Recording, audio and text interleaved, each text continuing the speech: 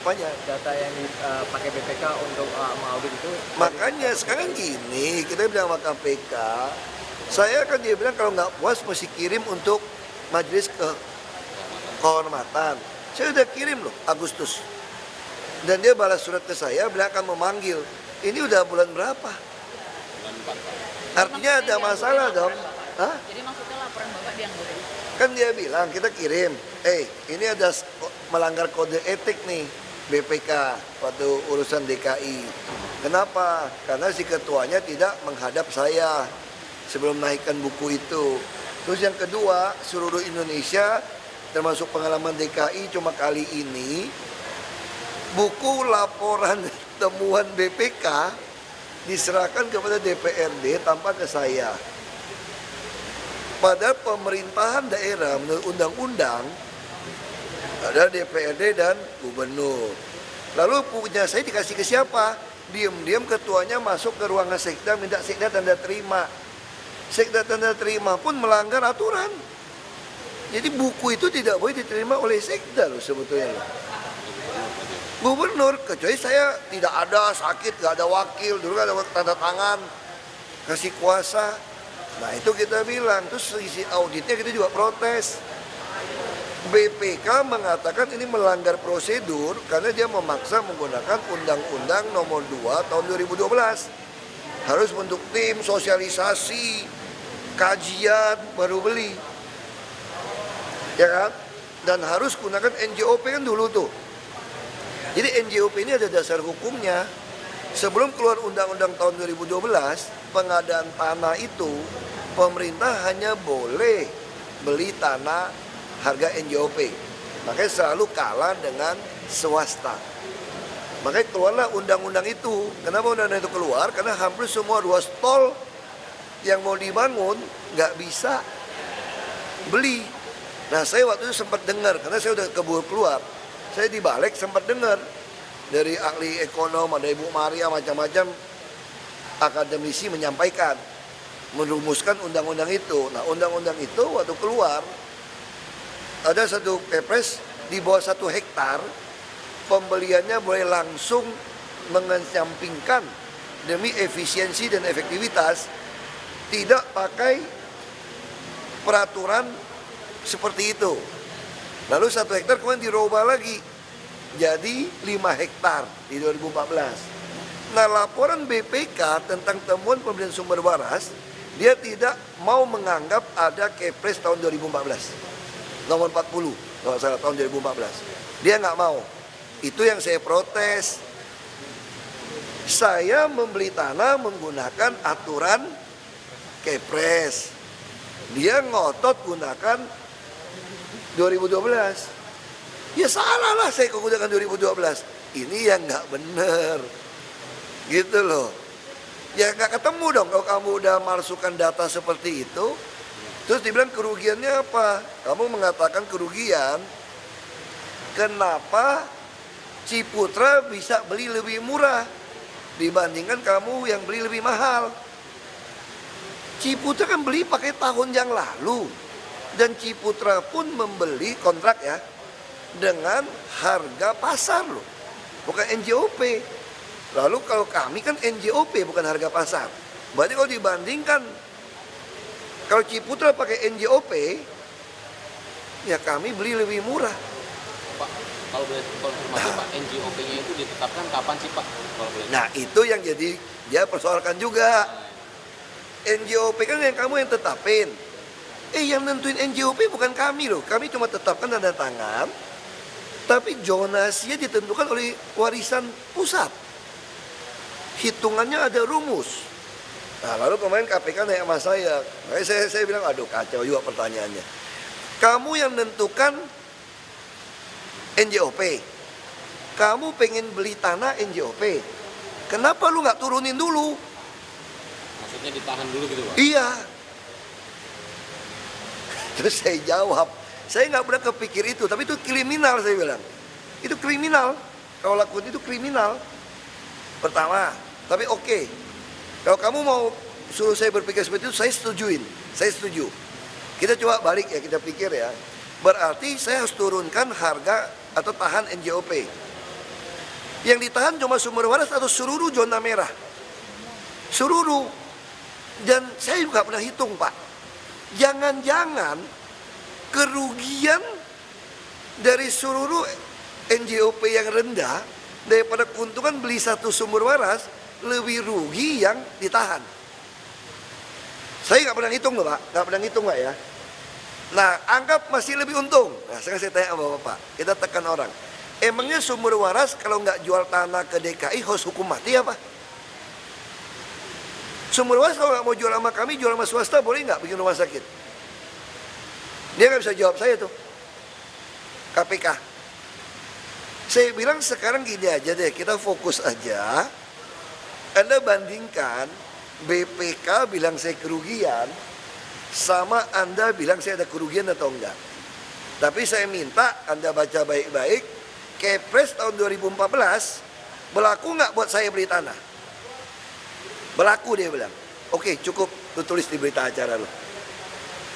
Jadi KPK masih menganggap bahwa tahun 2020 BPK masih pakai tahun 2012 ya? Iya, karena memang itu yang saya bilang penipuan. Dalam laporan kamu hilangkan loh. Coba lihat laporan BPK. Dia sebutkan nggak ada Kepres 40 tahun 2014 itu? Enggak. Itu yang saya protes BPK. Sekarang larinya kemana? Tanda tangannya mundur lah apa? Kita bicara, terus dia nuduh saya apa lagi? NJOP-nya kenapa tidak gunakan NJOP Tomang Utara? Aduh, yang nentukan coupling sertifikat di Ketapa itu siapa? BPN loh, bukan saya loh. Bukan saya. Nah, saya menduga mereka tuh salah. Salahnya di mana? Dia kira sumber waras itu satu sertifikat. Makanya banyak orang protes, ini sengketa kok dibeli. Mereka lupa sumber waras yang 7 hektar lebih itu ada 2 sertifikat. Satu yang warisan yang Lau Kung Fu atau apa yang Chinese yang berantem itu. Satu lagi asli Yayasan Sumber Waras tahun 85. Ini yang warisan Tiongkok dulu, rupanya itu dia beli lagi nih. Jadi yang saya beli itu bukan yang berantem yang dari zaman Cina dulu nih. Yang saya beli yang memang yayasan beli asli tahun 85. Cuma orang nggak ngerti. Nah, kalau memang ini satu, terus dibelah 2, langsung harus disurvei ulang, alamat sertifikat harus dipikir ulang dari BPN, mungkin masuk akal. Ya dong, kamu 2 tanah nih. Jadi BPN harus putuskan dong sertifikat yang jadi pecah 2, ini masuk yang mana. Tapi ini bukan pemecahan sertifikat loh. Saya beli itu asli sertifikat atas nama Yayasan Sumber Waras dan di Jalan Ketapa. Dan NJOP-nya dari dulu, dari tahun 85, Ketapa. Dan masuk zona merah, catnya merah. Nah sekarang kamu bisa bayangin kalau saya maksa ini salah PBB, Yayasan Sumber Waras bisa gugat saya nggak? Gugat dong. Masa saya tahun 85 kamu kenakan saya pajak masuk zona merah? Kenapa nggak zona kuning? Nah terus ini dia bilang lagi, kan dia ada ngutang PBB. Kalau soal ngutang PBB itu begini saya bilang. Undang-undang notaris dan PPAT, kalau jual beli lahan, kalau ada PBB yang belum dibayar, dilunaskan, maka si notaris harus menjamin sudah lunas, baru boleh transaksi. Jadi urusan lunas nggak lunas PBB itu siapa? Hukumannya kalau sampai transaksi? Notaris. Jadi notaris kalau udah berani jual beli, nih, pasti PBB-nya sudah lunas, baru boleh jual beli. Makanya sekarang saya tanya balik, dia bandingin jalan di belakang. Terus dalam undang-undang Pemda, termasuk BPK, sejak kapan dalam undang-undang BPK, walaupun dia diatur kayak Tuhan Allah ya BPK ya, sejak kapan BPK diatur menentukan daerah NJOP dan nilai NJOP. Jadi yang menentukan sebuah daerah masuk ke jalan apa, sertifikat apa, termasuk masuk zona PBB apa, BPK boleh tentukan nggak? Enggak. Jadi sekarang BPK ini melampaui aturannya, dia tentukan sendiri. Dia bilang ini NJOP harusnya 7 juta di Tomang Utara. Yang tentukan kamu atau BPN sama bagian ini, gubernur. Sekarang gubernur loh. Terus kalau gubernur dituduh menentukan sembarangan, ada rumus tuh yang ngitung. Kamu panggil dong, kamu udah dipanggil semua orang pajak. Terus yang menentukan zonasi, semua deret depan itu merah, harga segitu, itu siapa? Kami, betul. Tapi kami dapat warisan dari Menteri Keuangan. Kalau mau dibilang salah mainkan ini, berarti Menteri Keuangan masuk pidana dong. Kalau menurut versinya BPK. Nah terus gini, saya mau ngajarin lagi nih, ini soal hukum, aku mulai belajar. Kalau seandainya terjadi transaksi pun pemerintah ditemukan ada selisih harga, pidana nggak? Bukan loh. Dia harus menyerahkan kepada jaksa. Jaksa sebagai pengacara pemerintah menggugat perdata kepada sumber waras. Ini kok asumsinya benar, kita ikutin benar nih. Menggugat perdata sumber waras untuk mengembalikan kelebihan bayarnya kepada DKI. Jadi mana coba sekarang kerugian negara yang dimaksud BPK? FDINAL dicopot, diturunin jadi staf, nggak ada hukuman. Kita laporkan dia ICW bahwa dia maksa bayar 40 M tanah dia. Melanggar kode etik, nggak pernah disebutin BPK. Berarti selisih, kalaupun ditemukan nanti selisih 191 miliar untuk BPK tadi, ya, itu berarti bukan pidana Pak, ranah perdata. Perdata. Itu ada dasar apa sih Pak? Ada undang-undang tentang tidak pidana korupsi, kamu baca di KPK. Tapi ini juga nggak ada kelebihan. Sekarang kan dia kenapa kelebihan? Dia bandingkan NJOP rumah yang zona kuning dengan zona merah. Kenapa zona kuning dibuat rendah? Kami kasihan warga kalau dinaikin terlalu tinggi. Mau gratiskan PBB siapa? Boleh nggak? Boleh. Jadi kepala daerah mau meniadakan pun seluruh PBB di Jakarta, boleh. Bukan kerugian daerah loh. Cuma kan kita penghasilan 6 triliun lebih nih dari PBB. Sekarang daerah mau nggak hilangin 6 triliun lebih? Pada belum mau.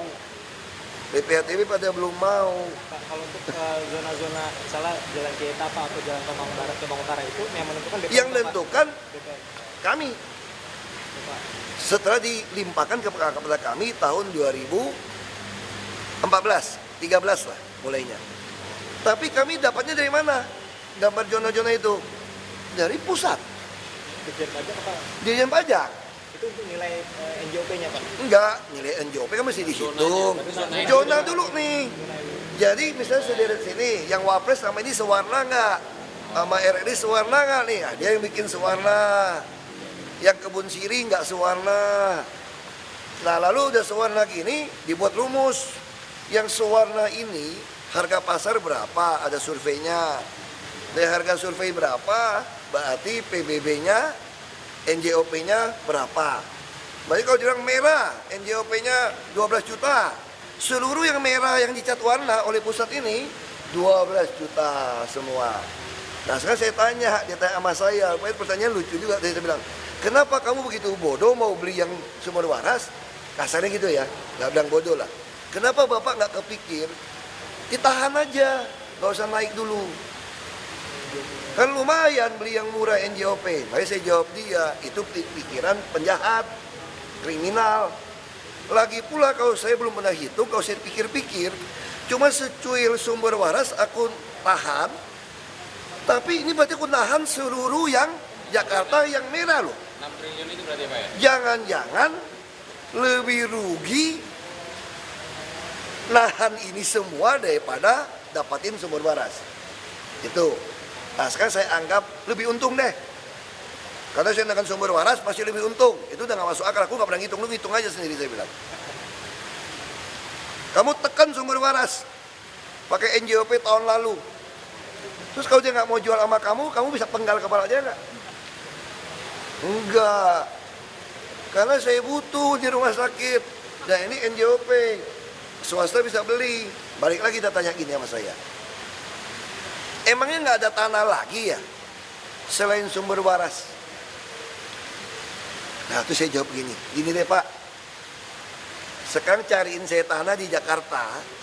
3-4 hektar. Udah nggak usah AMDAL. Bisa buat rumah sakit. Itu dekat Darmais. Dekat Harapan Kita. NJOP. Gue beli.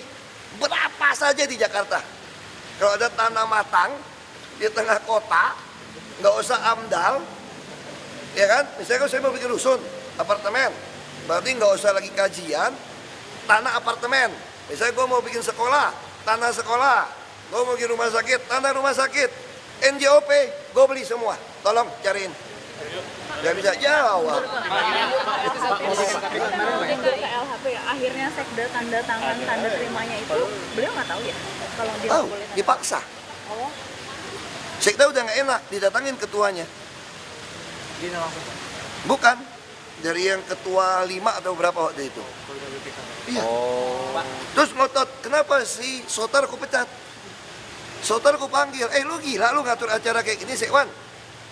Terus Sotar bilang apa? Dari tahun lalu juga nggak pernah gubernur terima.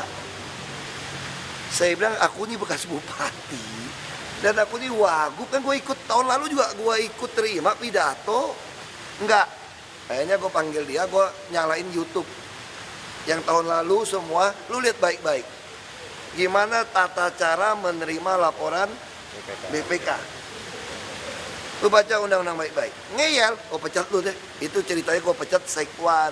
Oh, alasannya itu karena laporan BPK itu Dia alasannya nggak perlu saya yang terima. Oh. Berarti lu nggak ngerti di Sekwan dong. Pak, katanya Agustus lalu Pemprov DKI mengirim Saya kirim surat. tapi Menyatakan tidak ada balasan gitu ya, Pak? ada balasan bilang baik kami akan tanggapin, akan manggil Bapak. bulan apa itu Pak kalau boleh tahu? Agustus tahun lalu. Agustus juga. Iya. Pada Agustus. Oke. Saya kan protes dong, kirim surat. Ini melanggar kode etik ini. Majelis Kehormatan BPK tolong periksa BPK DKI. Ada yang salah, termasuk salah satu ketua Anda. Anda menyalahi undang-undang. Dia balas, baik. Akan kami dalam waktu dekat memanggil Anda untuk klarifikasi. Malah main politik ke di belakang FDINAR. BPK merasa benar juga Pak. Hah? BPK Makanya saya bilang kalau merasa benar, saya suruh buka aja berita acaranya semua rapat.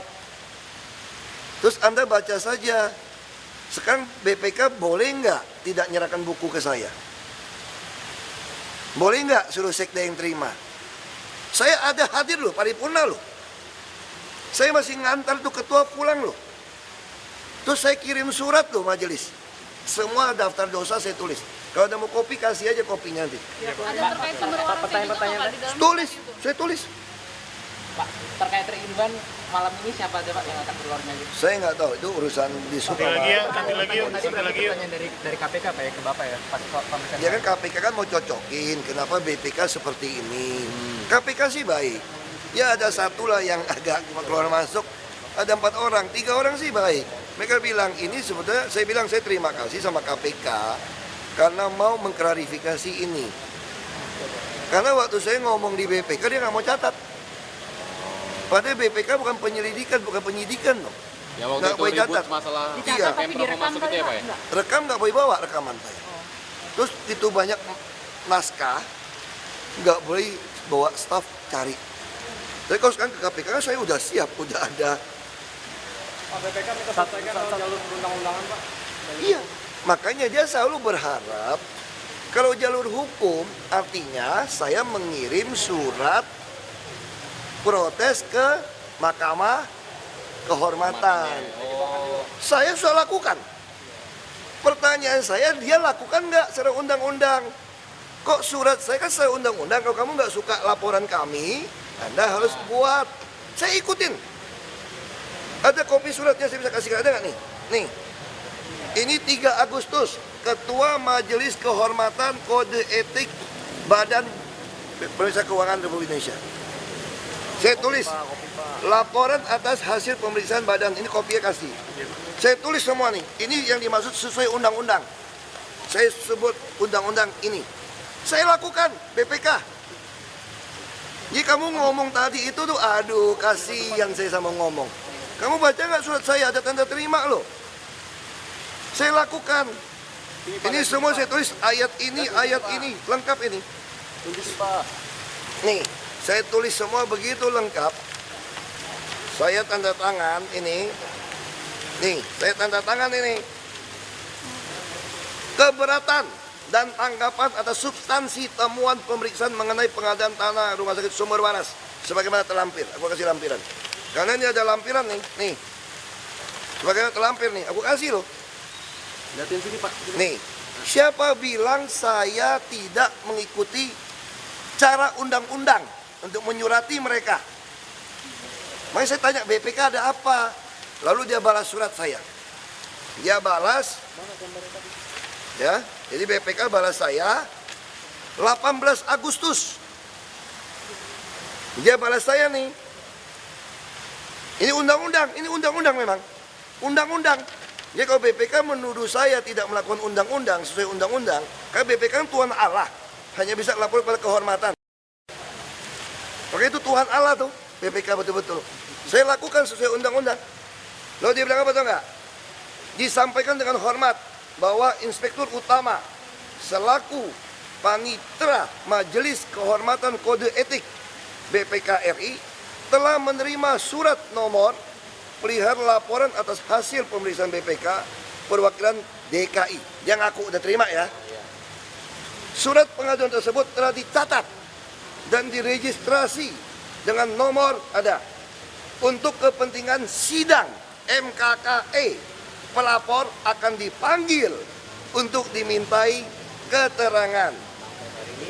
Sampai hari ini Agustus, September, Oktober, November, Desember, Januari, betul ya? September, Oktober, November, Desember, Januari, Februari, Maret, April, 8 bulan tidak manggil saya dan mengatakan saya tidak ikutin prosedur undang-undang.